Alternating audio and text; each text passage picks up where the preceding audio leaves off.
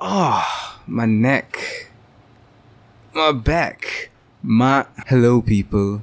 Welcome to Mortal Kombat! Mortal Kombat 2021 is definitely an upgrade over Mortal Kombat Annihilation, and I think that was to be expected. If you're as experienced as I am in the art of disappointment, you know damn well you have to go into a film based on a video game adaptation with zero expectations. Guess what? I'm just as surprised as you are, cause this was actually a damn entertaining movie. That's right, I said it. Now it's time for all of us to go out and scream and shout to every studio that it is possible. Alright, don't worry, I'll keep this spoiler free, and all you have to do is trust me, because without trust, there is no foundation for our relationship. Wow, that was so dramatic. Just from the opening scene, it was really well done. Definitely the highlight of the film, and that alone was worth the price of admission, which I overpaid for. Screw you, TGV. The story itself is very simple. They knew not to overcomplicate it. Just stick to the roots, stick to the law of what's already established, and you're already on your way. Now, that doesn't necessarily mean it's going to be successful, especially if the law itself has a flaw. For example, this is not a spoiler, but we know the villains can be very one-dimensional in Mortal Kombat.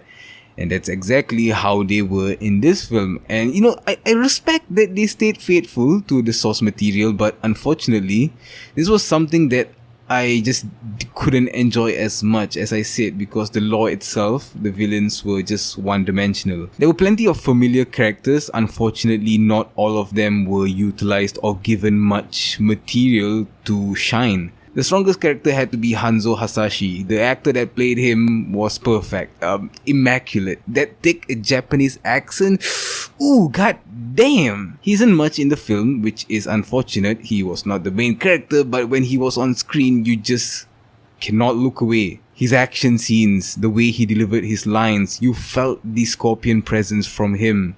Unfortunately, the main character, Cole Young, who I'm not at all familiar with this character, he was alright. There was nothing interesting about him. He doesn't radiate anything other than his good looks. I mean, not gonna lie, he be looking like a snack, god damn, but he's mostly just meh. Yes, of course, the whole story revolves around him, but they could have gone for another, just tweak the story where it can be Scorpion or Sub-Zero as the main character.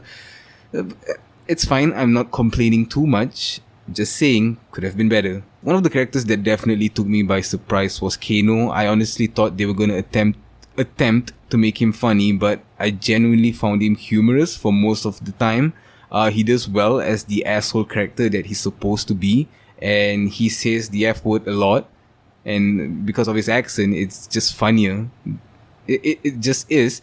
And the weird thing is, I don't understand cinemas in Malaysia, because the F word is allowed to be said, but like the other words, like the B word and all, are censored. So how does that make sense? You're already cursing in a film that's rated 18 plus, an R-rated film. So I'm confused. Can someone explain this to me? This is Mortal Kombat, one of the most violent video games, and did we get the violence?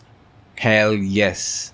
Thank you. I love you so much. Thank you for giving me my blood, my decapitations, my fatalities, and hell, there was even a line where he said flawless victory, and it somehow worked. The characters actually utilized their special skills and abilities, unlike Mortal Kombat Annihilation, where everyone just felt like a regular human in some cosplay costumes. You definitely get that Mortal Kombat feel that we all know and love from the video games. And despite going through the same familiar foundational story of Mortal Kombat, I would say this film is definitely worth the watch. To me, movies should have character, they should have depth, they should have a reason to remember them.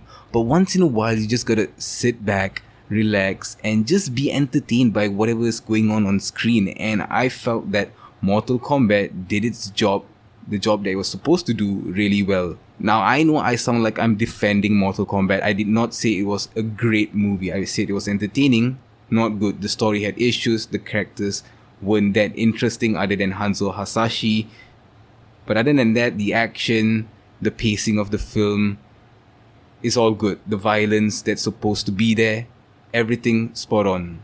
You know, even though Mortal Kombat, it's not there yet, but they're heading in the right direction, just like every other video game adaptation lately. The Witcher TV series, I thought that was pretty good.